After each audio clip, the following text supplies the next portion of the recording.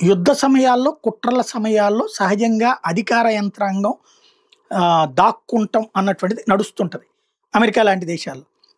ఇప్పుడు ఏమైందో తెలీదు గానీ, తాజాగా ప్రచారంలోకి వచ్చినటువంటి అంశం ఏంటంటే, ట్రంప్ అధికారులు అనేక మంది అండర్ గ్రౌండ్‌లోకి వెళ్ళిపోయారు. వాళ్ళు వాషింగ్టన్ డీసీలో గానీ, అనేక ప్రదేశాల్లో వెళ్ళిపోయారు.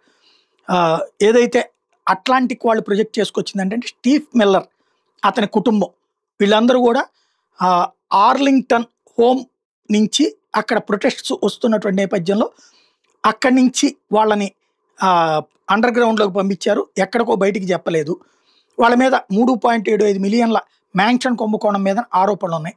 అట్లాగే homeland security secretary Kristi Noem joint base Anacostia Bolling అనేటటువంటి కాన్సెప్ట్ మీద అతని మీద వచ్చినటువంటి ఆరోపణల నేపథ్యంలో తను అకస్మాత్తుగా ఫెయిర్ మార్కెట్ రెంట్ కాకుండా ఏదో తప్పు చేస్తున్నాడు అన్నటువంటి ప్రచారం జరిగింది. అతను అకస్మాత్తుగా అండర్ గ్రౌండ్‌లోకి వెళ్ళిపోయాడు.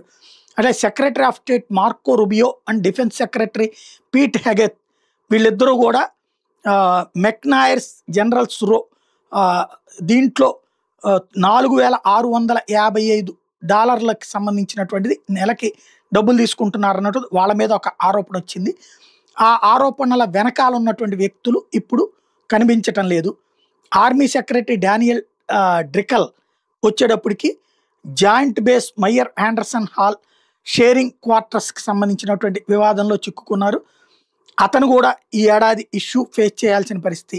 Director of national intelligence Tulsi Gabbard వచ్చేటప్పటికి రీలొకేటింగ్కి సంబంధించినటువంటి ఇష్యూలో స్పేస్కి సంబంధించిన వివాదంలో ఇరుక్కున్నారు.